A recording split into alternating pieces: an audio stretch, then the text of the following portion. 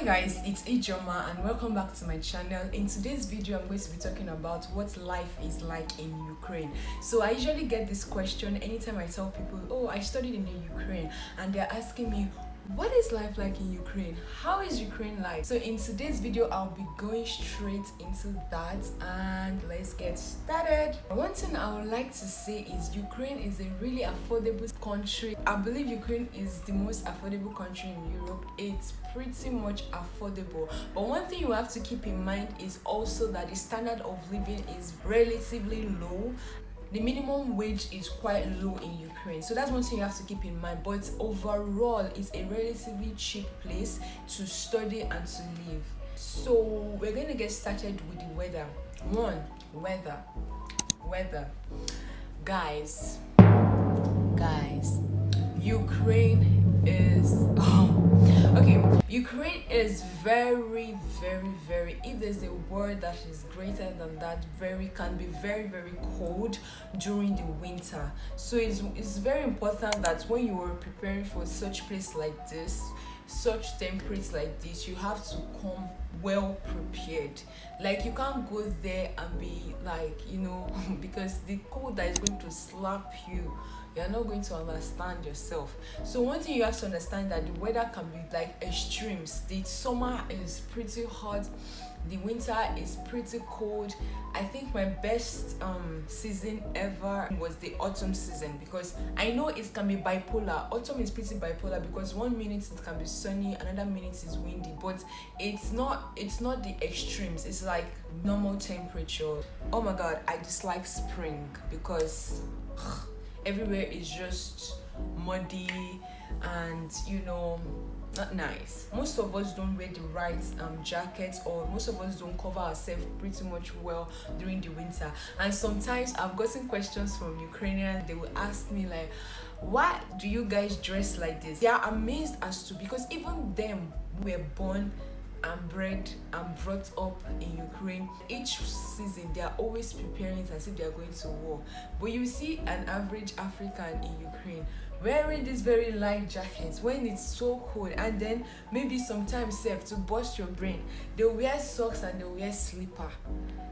Please, you have to know that your health comes first. So when you go to Ukraine, please try and keep yourself warm when it's time to keep yourself warm. So let's go to the second one, which is racism. How is it like in Ukraine? For me personally, I don't know about other people. I think I can barely count how many times I got maybe racist comments. Oh my god, I just remembered one. I actually have gotten one. Make sure that you're working with a group of friends or something. Just make sure you're working in twos, in fours, or in threes. Do you understand what I'm saying?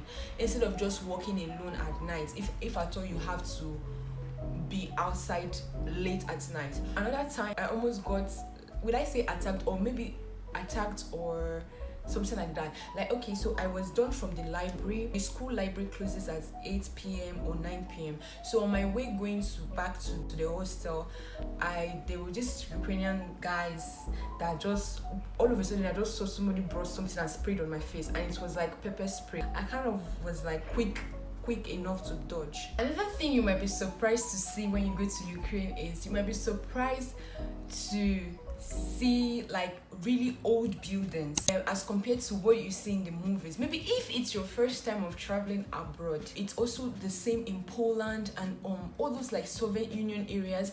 Their buildings are quite like they have like this historical monument. Even in the most developed place, Kiev, Lviv, you will see the buildings are just like these old buildings, and they're telling you, oh, this building was constructed in 1805, in 1965, and the building is still standing till today. The only difference is when you go into the buildings, you see that most of the furnitures and designs are up to date.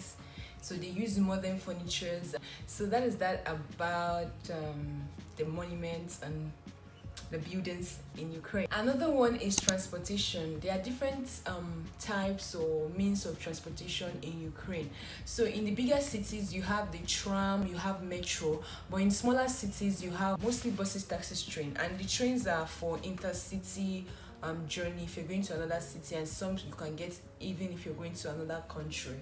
But in smaller cities, I find that, especially in the city I stayed in, taxi is taxi is way affordable. It's even more affordable than taxis here in Nigeria. Even with trains, you can use your student card and you get discounts and all that. Then in bigger cities, you have the tram and you have the metro. In bigger cities, you also have buses too, and you have taxis, but taxis are usually way more expensive compared to smaller cities, so you want to keep that in mind when it comes to transportation. Now I'm going to talk about the food. Like the staple food in Ukraine for Ukrainians is potatoes and bread. So there's some things like as Africans you might not find in Ukraine, but this is a time to start trying something new. You can start exploring different options when it comes to food.